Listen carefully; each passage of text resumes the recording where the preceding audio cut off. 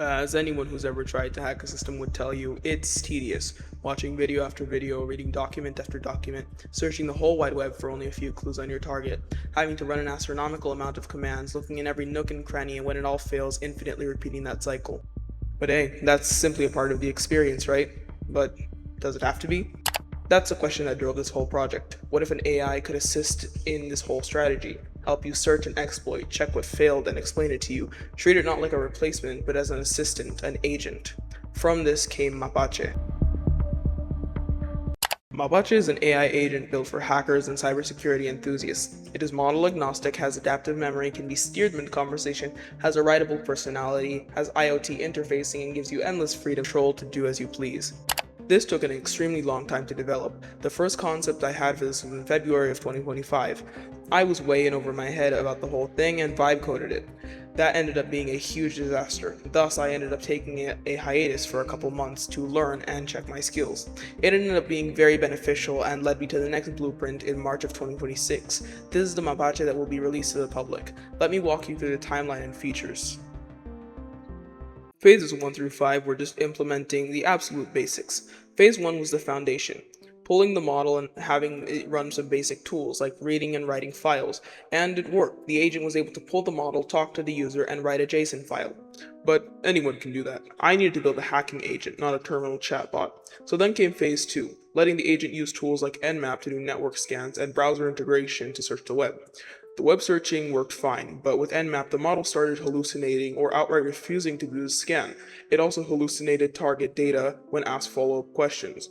I scrambled for a while, but subsequently figured out I just needed to change a few lines in the system prompt.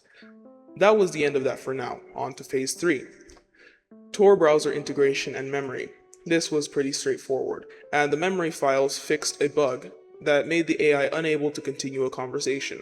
Say I asked it to search something up with questions. Instead of answering the question based on the context of what was inside of the site, it would hallucinate a different, unrelated answer.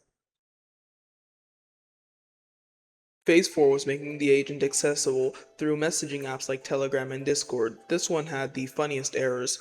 When I tried to talk to the agent through Telegram, it said my user token was incorrect, even though I knew for a fact it was. I tried setting the user token in a .env file, but to no avail. In the end, I got rid of the user token altogether. Now you only need your bot token to chat with Mapache. So after I fixed that issue, the next one was when asked to run an Nmap scan, it claimed to be an OpenAI product and was unable to do so. This was very confusing as the CLI version exhibited appropriate behavior. To be honest, I tinkered around with this for about 3 weeks and was not able to figure it out at this stage, so it was placed on a back burner. As for Discord, it behaved fine. Into Phase 5. I added more security tools for exploitation and recon. Nothing much happened here, it was pretty much smooth sailing. This month ended with a kind of clunky version of Mapache, which in my opinion was slightly below average. Phase 6 was multi-model pipelines allowing for multiple model providers, both cloud and local, as well as multi-agent deployment for different tasks. This had to be updated the next month. Phase 7 was self-authored tools and user-writable personality and behavior. The agent was able to successfully create a new tool, Showdown Search, completely on its own. 7 days of not using that tool, it asked if I wanted to delete it so it doesn't register too many tools at a time. As for personality, I wrote it to be very direct and not give a lot of explanations, and it followed the instructions exactly. Now, Phase 8 was the setup wizard and configuration layer to truly customize Mapache to your needs. It allows you to choose the model or models that you would like to work with, exploitation pipeline, and the messaging apps you would like to use. This setup can be run with the command python-m CLI in the Mapache directory. Now, if you watched my last video, you may have started to notice that I deviated a good bit from the original roadmap. This is simply due to the fact that I got carried away and I was having fun, which leads us to the next month. Yay, a third month of development. So I panicked a lot, and I felt that Mapache was not good enough, thus prompting a bunch of sub-phases to add all of the random things that occurred to me at night. Speedrun. Phase A, Update Manager. B, Agent Maintain User Profile. Then upgrading agent deployment to now be compatible with different model agents working simultaneously. Phase D, more LLM providers. Phase E, remote execution through Docker or SSH, Phase F, community hub and downloadable skills, Phase G, ROE guardrails, Phase H, auditable engagement logs. Phase I, upgrading everything from phases 2 and 6. Phase J, multi-agent orchestration, and that's it. Month 4 was phases 9 through 11. Now it's time to let this agent interact with the real world. Main phase 9 was all about IoT interfacing and voice integration. The IoT part is still being worked on, but voice integration is fully implemented. Phase 10 is basically just working on the landing page, and phase 11 is adding application security. Oh my god, was testing a mess. For context, I was using a local model, DeepSeek Coder 32B, on my laptop, which is a Dell Pro Max.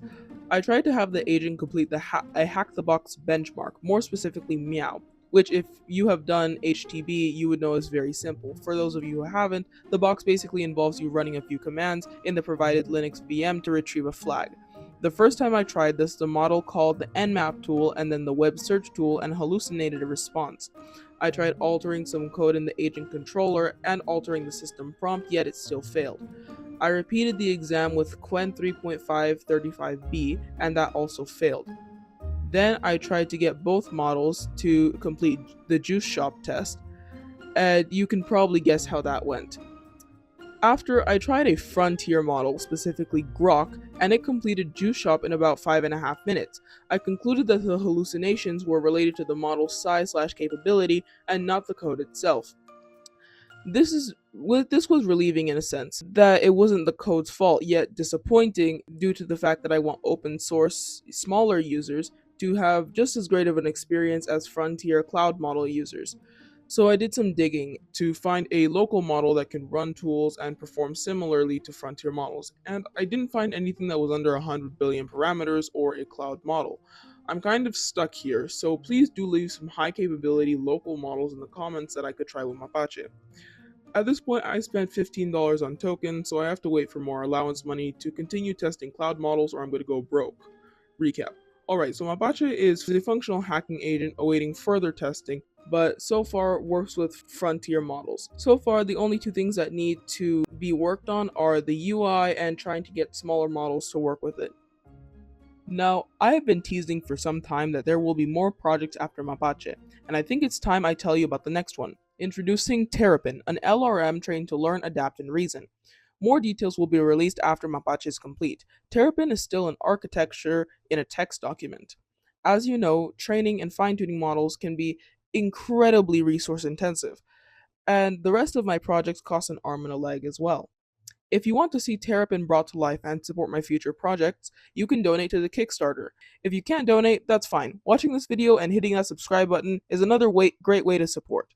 Thank you so much for watching, and leave your suggestions in the comments for what I should do next with Mapache or video ideas for the future.